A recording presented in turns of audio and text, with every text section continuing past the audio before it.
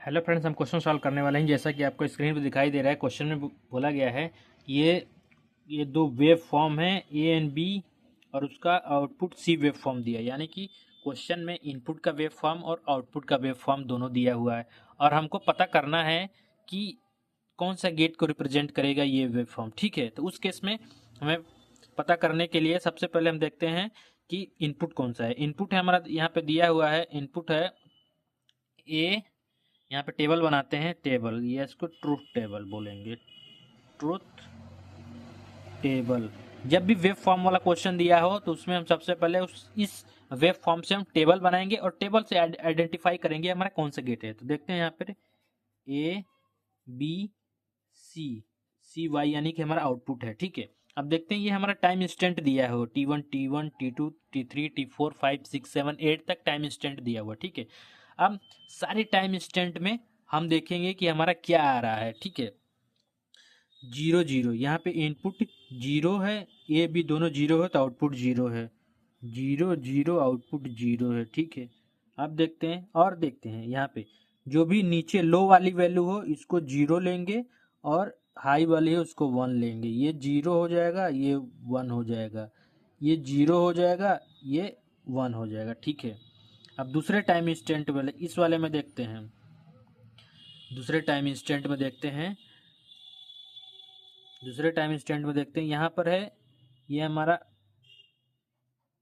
1 है और ये है हमारा, ये है 0, यहाँ पे आ गया हमारा 1। ठीक है, ए पर 1 है, बी पे 0 है और सी पे 1 है। ठीक, दूसरा टाइम इंस्टेंट देखते हैं।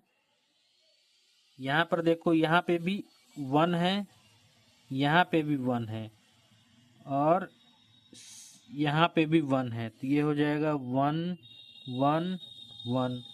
अब अगले टाइम इंस्टेंट में देखते हैं, यहाँ पर है 0 1 और ये हो गया 1, यानी ए पर 0 है, ए पर 0 है, बी पर 1 है और सी पर भी 1 है। ठीक है, और देखते हैं ये ए पर 0, बी पर 0, सी पर 0, ए बी 0, ए बी 0 0 वाला 0 हम तो ये लिख ही चुके हैं।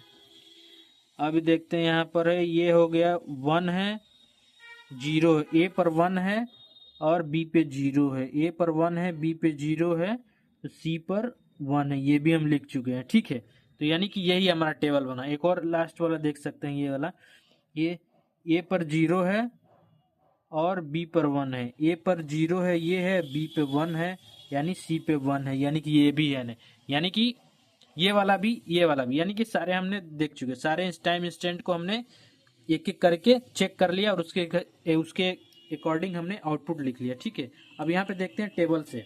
अब टेबल देखते हैं और टेबल देखेंगे और टेबल से अब हमको इस टाइप क्वेश्चन को सॉल्व करने के लिए हमको सारे जो गेट होते हैं उनका ट्रूथ टेबल और उनका लॉजिक एक्सप्रेशन, उसका सिंबल कैसे, मतलब सब कुछ पता होना चाहिए, तभी के क्वेश्चन को आप इजीली सॉल्व कर सकते हैं। ठीक है, तो देखते हैं ये सबसे पहले ऑप्शन ए बी। ए देखते हैं, ये 0 0 0 0 1 होता है, 0 0 का और गेट भी 0 होता है और 0 का एंड गेट भी 0 होता है। ठीक है,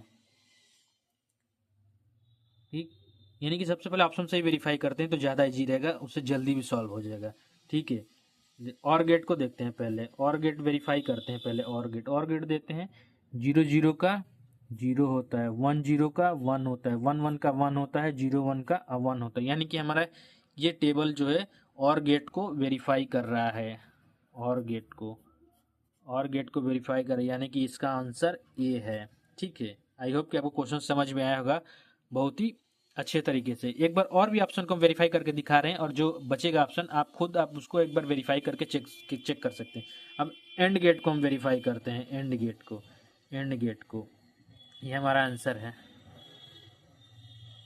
एंड गेट को वेरीफाई करते हैं, 0 0 0 0 0 का 0 होता है और 1 0 का 1 0 का 0 होता है, 1 0 का तो यहाँ 1 आ रहा है, 1 1 का क्या होता है, 1 होता है, 0 1 का 0 होता है, यानी कि ये जो हमारा है कि एंड गेट को भी वेरीफाई नहीं कर रहा है। वैसे ही आप नॉर गेट एंड गेट के भी लिए चेक कर सकते हैं, उनको भी वेरीफाई नहीं करेगा। ठीक है, इस अब हम यहाँ पे देखें कि जब भी इस टाइप के क्वेश्चन वेब फॉर्म के टाइप में क्वेश्चन हो तो ये क्वेश्चन दो टाइप से होता है, या फिर वो आपको गेट बोल देगा, ये दो इनपुट वेब फॉर्म दे देगा, और गेट बोल देगा, फिर बोलेगा आउटपुट वेब फॉर्म बनाओ। ठीक है, या फिर दूसरे तरीके से क्या बोल सकते हैं इस टाइप के क्वेश्चन में, या फिर ये बोलेगा कि आपको इनपुट वेब फॉर्म दे देगा, आउटपुट वेब फॉर्म दे देगा, बोलेगा कि आप इसको वेरीफाई चेक करो कि ये कौन सा गेट है। ठीक है, आई होप कि इस टाइप के क्वेश्चन का आपको करने में आसानी होगी जब भी एग्जाम में है। ठीक है, थैंक यू।